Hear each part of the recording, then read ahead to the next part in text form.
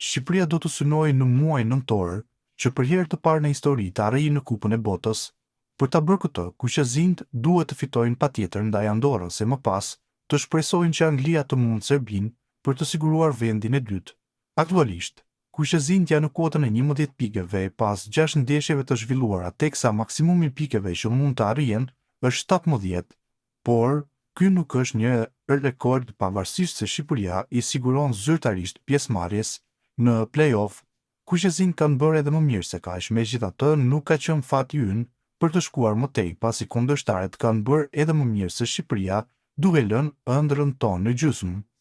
Shqipëria ka arritur rekordin historik të pikëve në botërore në shkuar, aty ku në kualifikuese kuqezimtë arritën të grumbullonin plot 18 pikë, duke marrë 6 fitore.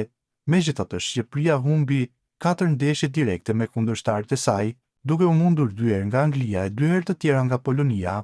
Në këtë mënyrë, kuqezimtë u renditën në vendin e tretë në grupin që ishte i përbërë me 5 skuadra. Megjithse Shqipëria ka arritur shifrën më të lartë të pikëve, këtë vit Shqipëria ka një mesatare më të mirë pas 6 sfidave të zhvilluara, sepse mesatarja është 1.83 pikë për ndeshje.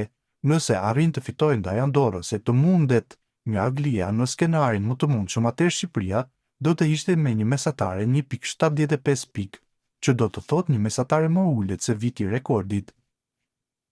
Në 6 botëroret e fundit, Shqipëria nuk ka arritur të jetë ndonjëherë pretendente për vendin e dytë, dhe këtë e tregon edhe numri i pikëve që ka arritur të marrë në ndeshjet e zhvilluara.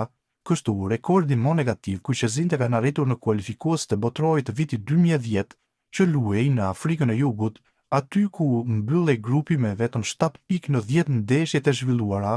11 pikë kuqezimtë kanë marrë në kualifikuesit e botërorit 2014, ndërkohë që 13 pikë ka grumbulluar në kualifikuesit e botërorit 2006, por aso kohë kuqezimtë zhvillonin plot 12 ndeshje. Kështu, ëndra e madhe për të arritur në Kupën e Botës pritet të jetë këtë vit, kur kanë mbetur edhe 2 ndeshje për të luajtur. Në kualifikues tek këtij botërori, 6 grupe janë me nga 5 skuadra, pjesë e së cilës është edhe Shqipëria. Anglia është ekipi i vetëm i Europianit të kualifikuar zyrtarisht në botëror, ndërkohë që lufta për vendin e dytë është ende e hapur. Sa i përket vendeve të dyta në grupet me 5 pikë, Shqipëria është skuadra që ka grumbulluar më pak pikë se 4 skuadrat e tjera. Rekordin aktualisht e mban Italia me 15 pikë, por që vendin e parë e ruan Norvegjia me 6 fitore në 6 ndeshje. Pavarësisht kësaj, lufta do të jetë ashpër deri në javën e fundit të ndeshjeve, kur edhe do të ndahen skuadrat e kualifikuara.